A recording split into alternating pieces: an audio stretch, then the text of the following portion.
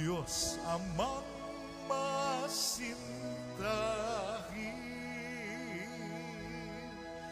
Ika'y hari ng Israel.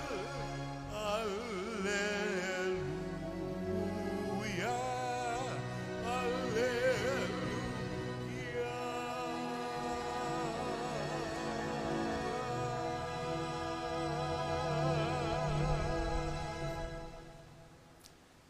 Sumainyo ang Panginoon. At sumaiyo rin. Ang mabuting balita ng Panginoon ayon kay San Juan. Papuri sa iyo, Panginoon.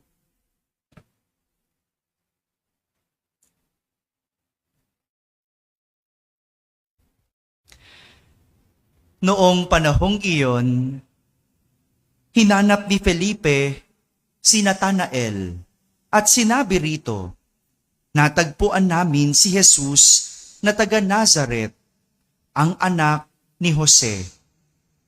Siya ang tinutukoy ni Moises sa kanyang sinulat sa kautusan at gayon din ng mga propeta.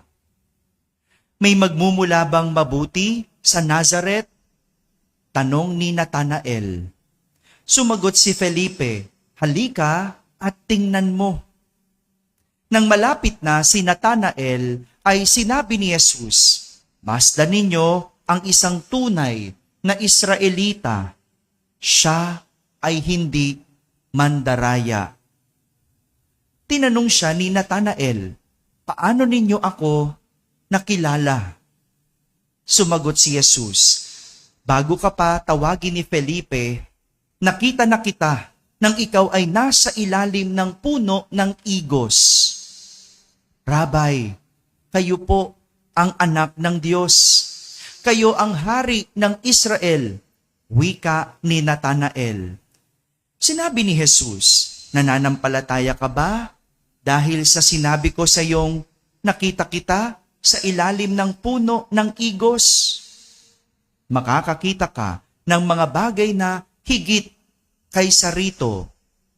At sinabi niya sa lahat, tandaan ninyo, makikita ninyong bukas ang langit at ang mga anghel ng Diyos ay manhik-manaog sa kinaroroonan ng anak ng tao. Mga kapatid, ang mabuting balita ng Panginoon.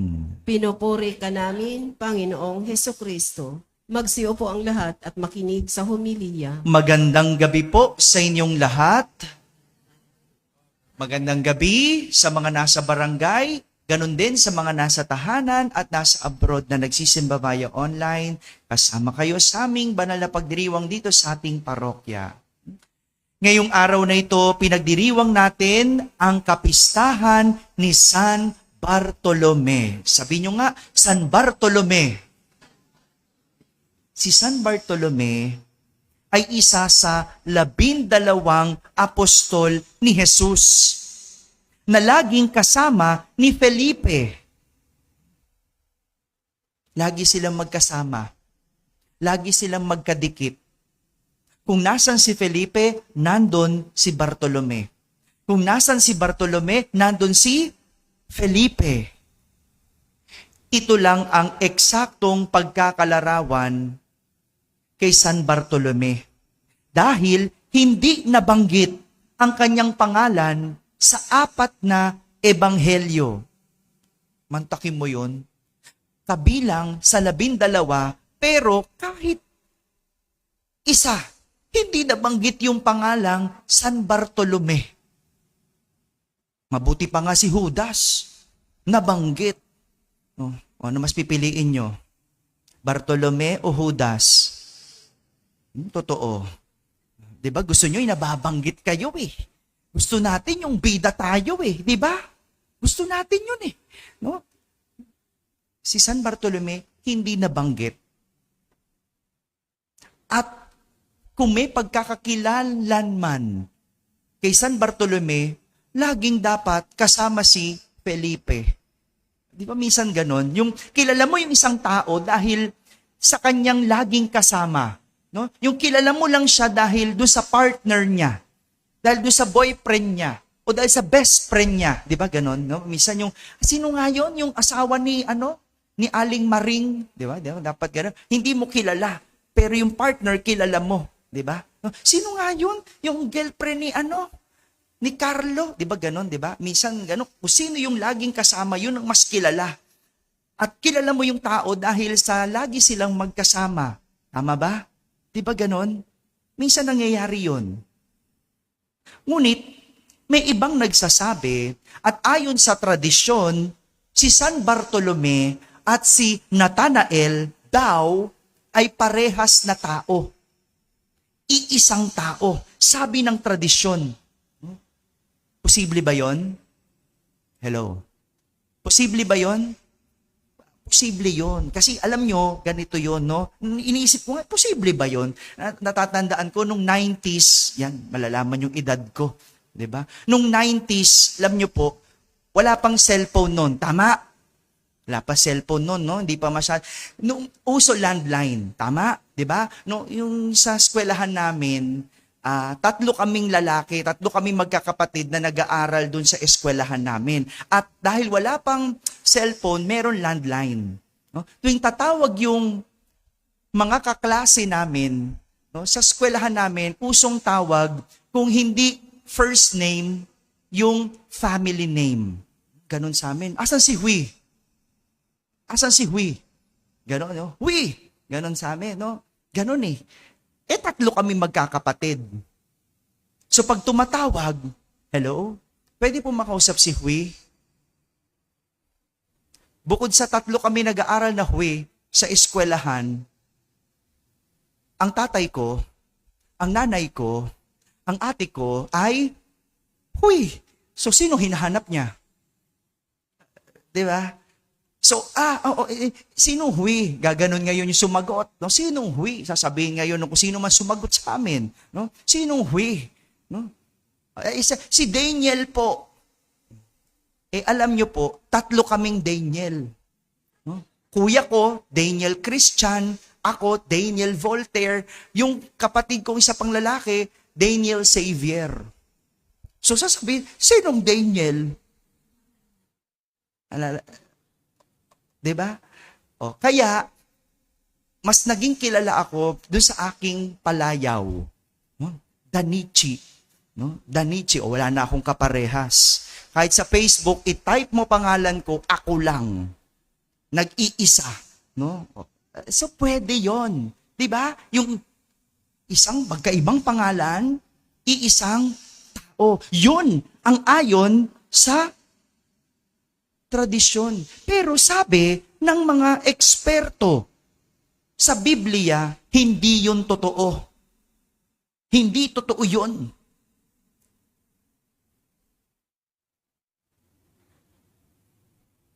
Ang hirap Alin bang paniniwalaan? Pero alam nyo, alin man sa dalawa, alin man doon, isa lang ang malinaw at totoo. Si San Bartolome ay isa sa 12 alagad. Si San Bartolome ay apostol ni Jesus. Si San Bartolome ay pinadala sa misyon at namatay sa misyon na nagpapahayag na si Jesus ang Diyos sa lahat ng bansa. Iyon ang mahalaga. Kung gaano kalabo ang pagkakakilanlan ni San Bartolome, siya namang linaw ng kanyang karakter. Hindi man siya napangalanan sa 4 na ebanghelyo, hindi man siya kilala ng ibang tao, hindi ito naging hadlang para hindi niya ipagpatuloy ang pagiging apostol. Sapagkat malinaw sa kanya na pwedeng magtrabaho kahit hindi ka kilala ng kahit na sino. Pwedeng magtrabaho kahit hindi ka kilala ng kahit na sino. Taliwas ito sa karakter ng ilan sa atin, hindi ba? Meron sa atin mas mahalaga na sila'y kilala kesa sa trabaho. No? 'Di ba? Yung wala pa nga yung trabaho, gusto niya nandoon na yung pangalan niya, no? 'Di ba? Wala pa nga yung proyekto, wala pa yung tulay, pero nakalagay na yung pangalan. Meron 'yan, 'di ba? May kilala kayong ganyan, no? Yung nakalagay na sa tarpaulin, 'di ba? Nandoon yung pangalan. Wala pa yung building, nandoon na yung pangalan, no? Kasi ang mahalaga pangalan kesa sa trabaho. Ay, sa simbahan may ganyan din. May ganyan din. Nagtatampo pag hindi kinikilala ni Father. Nagtatampo kapag hindi napapasalamatan ni Father. Nagtatampo kapag hindi nababanggit ni Father. May kilala kayong ganon? Yun ang nakakalungkot. Mas mahalaga ang pangalan kesa sa trabaho. Pero alam nyo, meron din namang ilan yung hindi mahalaga ang pangalan. Ang mahalaga, nagtrabaho ako. Alam nyo yung mga teacher natin, yung mga teacher na yan, pagkatapos mong maging matagumpay, marami sa atin nalilimutan na yung ating mga teacher.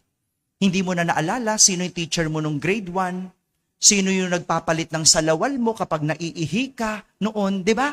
No? Nakalimutan mo na kung sino yung nagturo sa'yo.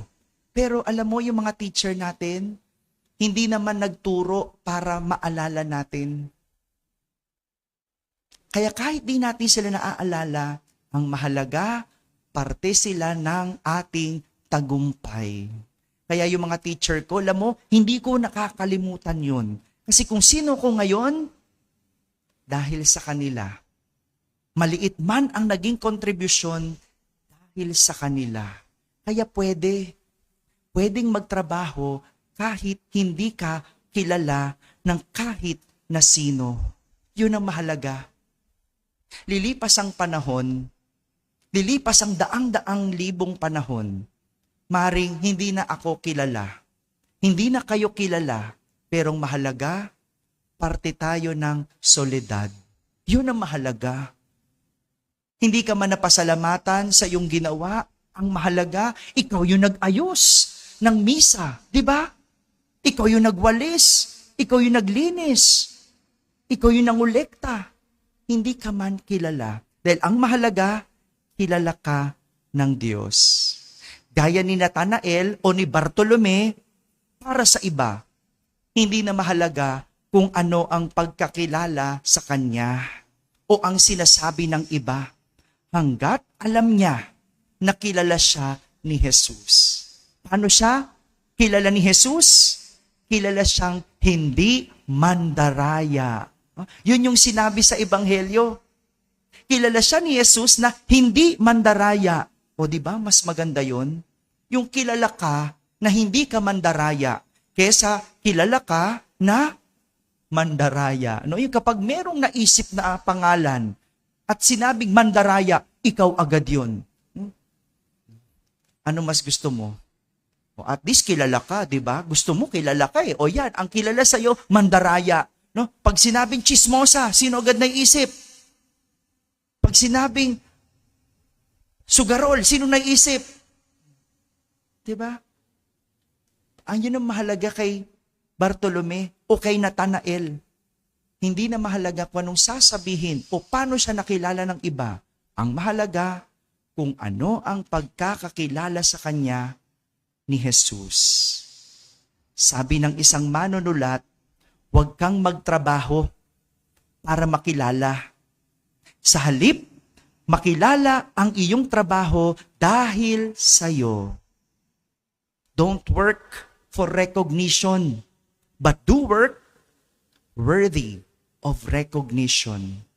Dahil sa huli, ang mahalaga, hindi ang iyong pangalan, kundi ang iyong nagawa kahit wala kang pagkakakilanlan. Amen? Amen.